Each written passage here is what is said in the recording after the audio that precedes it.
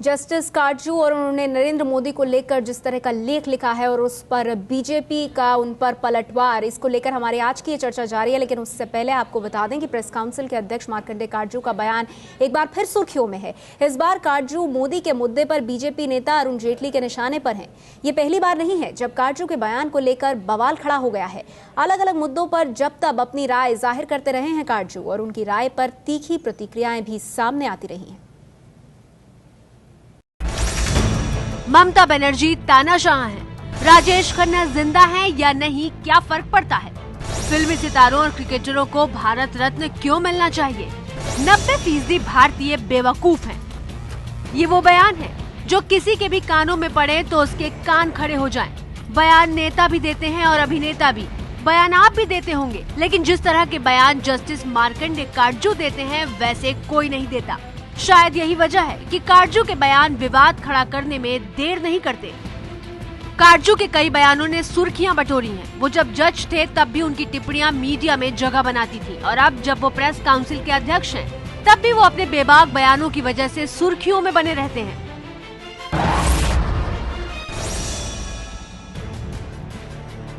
Justice Katju ने एक सभा को संबोधित करते हुए कहा था, करीब 90% भारतीय बेवकूफ हैं और उन्हें असामाजिक तत्व धर्म के नाम पर आसानी से आपस में लड़ा सकते हैं। काटजू के इस बयान पर काफी बवाल मचा। बवाल ही नहीं मचा बल्कि लखनऊ में तान्या ठाकुर और उसके भाई आदित्य ठाकुर ने काटजू को कानूनी नोटिस भेजा था और कहा था कि अपने बयान को लेकर वो सार्वजनिक रूप से माफी मांगे, नहीं तो वो अदालत का दरवाजा खटखटाएंगे। हालांकि बाद में काटजू ने अपने इस बयान पर सफाई पेश करते हुए कहा था, लेकिन मैं ये स्पष्ट करना चाहता हूं कि मैंने भावनाओं को आहत करने के लिए यह बयान नहीं दिया, लेकिन समाज में व्याप्त पिछड़ेपन के बारे में लोगों को सचेत करना चाहता हूं। प्रेस काउंसिल के अध्यक्ष जस्टिस मार्कंडेय काटजू ने पश्चिम बंगाल की मुख्यमंत्री ममता बनर्जी को तानाशाह तक कह डाला था। पश्चिम बंगाल में व्यंग्यात्मक टिप्पणियों वाले 4 कार्टून को वेबसाइट पर डालने वाले प्रोफेसर की गिरफ्तारी पर पूछे गए सवाल में जस्टिस काटजू ने कहा था कि ममता बनर्जी को कुशल प्रशासक बनना चाहिए। अब वो विपक्ष में नहीं है और उन्हें लोकतांत्रिक तरीके से काम करना चाहिए। जो वो सोचते हैं वो बोलते हैं। मेरा कहना यह है कि वो जो सोचते हैं वो बोलते हैं। वो डिप्लोमेसी से बहुत ज़्यादा काम नहीं लेते, जैसे दूसरे लोग होते हैं अपने विचार डिस्कस नहीं करते पब्लिकली। काटजू साहब में ये बात नहीं है। काटजू साहब जो सोचते हैं वो फौरन उस पर बोलते हैं। मैं समझता हूँ ये एक अच्छी बात है, ये उनका पर्सनल स्टाइल है और उस पर डिबेट होती है।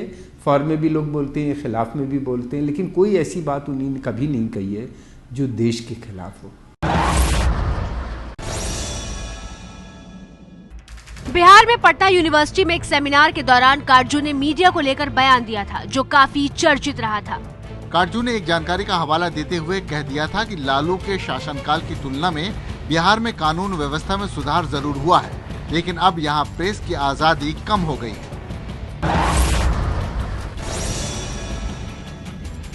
काटजू के इस बयान को लेकर काफी हो हल्ला मचा था। मैं बिल्कुल लोकतांत्रिक आदमी हूँ, मेरा कोई प्रॉब्लम नहीं है।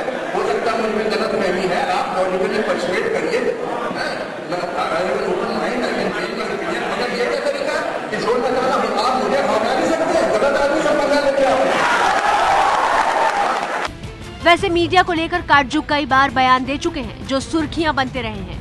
कुछ महीने पहले काटजू ने टीवी चैनलों पर ये कहते हुए निशाना साधा था, टीवी चैनल फिल्मी सितारों, क्रिकेट और ज्योतिष शास्त्र से जुड़ी खबरों पर जरूरत से ज्यादा ध्यान देते हैं और अर्थव्यवस्था, गरीबी, बेरोजगारी और किसानों की खुदकुशी जैसे मुद्दों को तरजीह नहीं देते।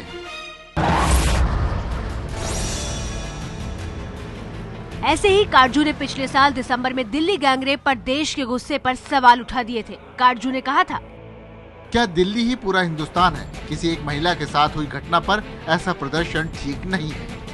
उनके इस बयान की भी हर तरफ खूब आलोचना हुई थी।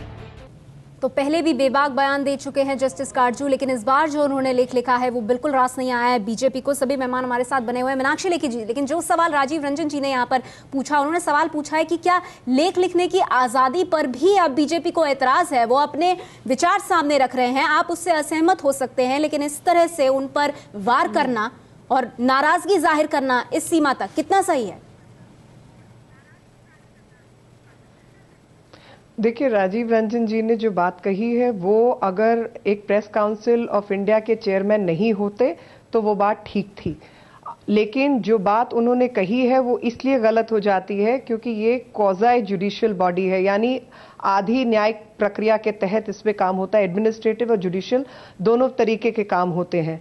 अगर ये एज अ सुप्रीम कोर्ट जज या हाई कोर्ट जज या कोई ट्रायल कोर्ट जज भी ये बात कहते तो ये इम्पीचमेंट के हकदार होते, अगर सुप्रीम कोर्ट जज की हैसियत से कहते, क्योंकि और अगर कोई सिविल सर्वेंट ये बात कहता तो वो नौकरी से बर्खास्त होता। और अगर ये क्वाज़ी जुडिशियल बॉडी के एक अधिकारी के रूप में ये बात कह रहे हैं तो वो बात गलत इसलिए होती है क्योंकि press council of India Bharat के टैक्स पेयर के पैसों पे चल रहा है। इनका खर्चा मैं और आप लोग बर्दाश्त कर रहे हैं। अगर इनको कांग्रेस की तरफदारी करनी है बेशक करें, कांग्रेसी रहना चाहते हैं बेशक रहे, कांग्रेस पार्टी ज्वाइन करना चाहते हैं 10 जनपद पे जाके बैठ जाएं या अकबर रोड पे बैठ जाएं, वो स्वेच्छा है उनकी, या अपने घर में बैठे जो मर्जी करें, जैसे लेख लिखना चाहते हैं लिखें, लेकिन प्रेस काउंसिल ऑफ इंडिया के चेयरपर्सन की हैसियत में नहीं लिख सकते और एक फॉर्मर चीफ जस्टिस, एक फॉर्मर सुप्रीम कोर्ट के जज की हैसियत में नहीं लिख सकते। और एक चीज और, एक बात और मीनाक्षी जी संक्षेप में एक बात और देखिए, इसमें मैं जो बात कहना चाहती हूं कि इस जो बार बार कहा जा रहा है कि हिटलर और ये तो कांग्रेस की पद्धति रही है जिसने इमरजेंसी देखी, जिसने बेंचो मुसोलिनी यानी इटालियन हस्तक्षेप देखा इस देश की राजनीति के अंदर, और ऐसे राजनीतिक भक्तों को प्रेस काउंसिल ऑफ इंडिया का चेयरपर्सन बनाया जाएगा। मैं उसके अधिकार क्षेत्र की बात कर रही हूं। मैं एक उनकी स्वेच्छा से भारत के नागरिक की हैसियत में बात नहीं कर रही। वो बेशक भारत के नागरिक रहे, जो कहना है और जो वो बाकी 90% के लिए लोग कहेंगे वो लोग उनको कहेंगे।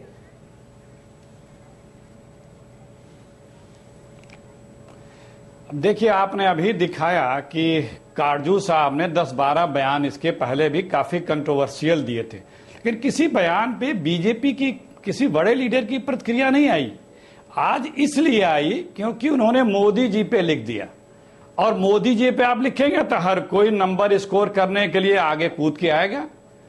तो रीजन सिर्फ इतना ही है कि मोदी जी के सोनिया गांधी के यहाँ नंबर बनाने पे लग गया है, तो उसका कारण नंबर स्कोर कर रहे हैं तो बैठे कांग्रेस पार्टी के ऑफिस में। प्लीज ये कौन जी मीनाक्षी जी, अभी हमने तमाम उदाहरण सुने हैं। पाकिस्तान से जब लौटे थे आडवाणी जी जिन्ना की मजार से आने के बाद, तो उनके साथ इनकी पार्टी ने कौन सा डेमोक्रेटिक रूप अख्तियार कर रखा था, क्या हुआ था वो बताने की आवश्यकता नहीं है।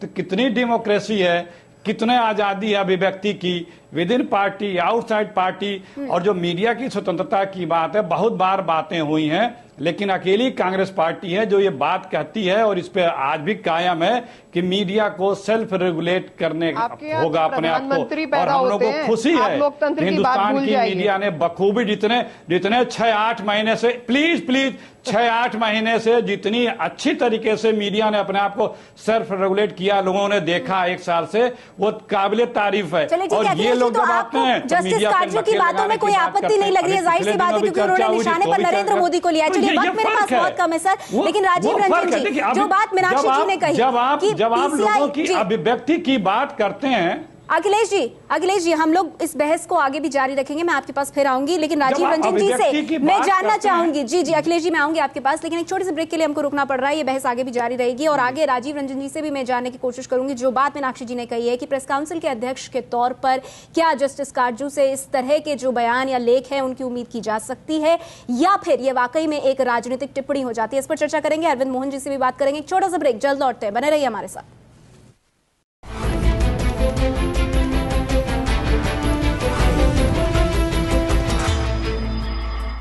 चर्चा जारी है हमारी, सभी खास मेहमान हमारे साथ मौजूद हैं। राजीव रंजन जी, बहुत संक्षेप में आपसे जानना चाहूंगी, बीजेपी का ये सवाल कि एक आम नागरिक के नाते जस्टिस काटजू कुछ भी कहें उससे ज्यादा उन्हें परेशानी नहीं है, परेशानी इस बात से है कि प्रेस काउंसिल के अध्यक्ष होकर क्या वो नरेंद्र मोदी को लेकर इस तरह की बातें कर सकते हैं?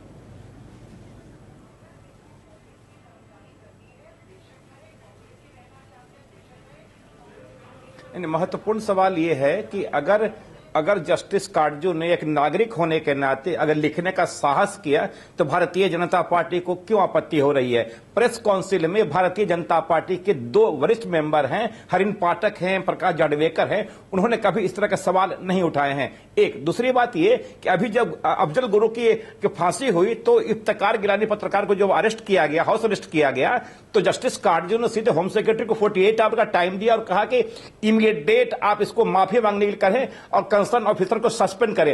यही बात मुंबई में 2 लड़कियों ने जब शिवसेना प्रमुख की मौत के बाद फेसबुक पे अपनी बात रखने का साहस दिखाया तो काटजू ने सीधे महाराष्ट्र के मुख्यमंत्री को धमकी दिया, चिट्ठी लिखे, कहा कि आप माफी मांगे और उनको रिहा करें इमीडिएटली।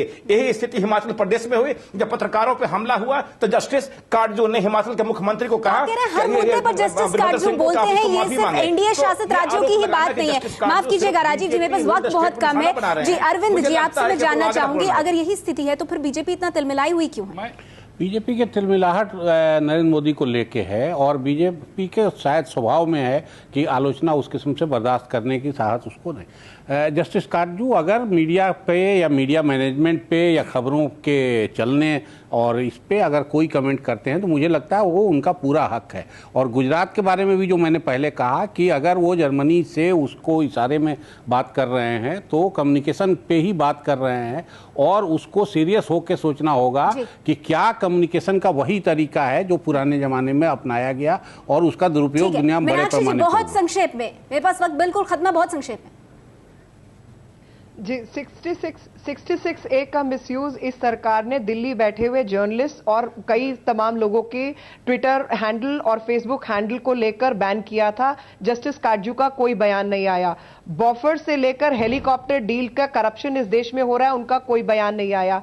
मीडिया के ऊपर 2000 करोड़ कांग्रेस पार्टी के रूप में खर्च होता है लेकिन भारत सरकार उसका बिल भरती है, उसके ऊपर आज तक उनका कोई बयान नहीं आया। कश्मीर में 3 हिंदू लड़कों को अरेस्ट किया गया और 66A लगाया गया, आज तक जस्टिस काटजू का कोई बयान नहीं आया। कुतुबुद्दीन अंसारी नाम का व्यक्ति जो हाथ जोड़कर खड़ा था और धन्यवाद दे रहा था पुलिस को, उसकी तस्वीर का गैर जिम्मेदारान इस्तेमाल होता है, लेकिन बावजूद उसके जस्टिस काटजू ने आज तक उसका कोई आप सभी मेहमानों का बहुत बहुत धन्यवाद। माफ कीजिएगा, वक्त इतना ही है इस चर्चा के साथ जुड़ने के लिए।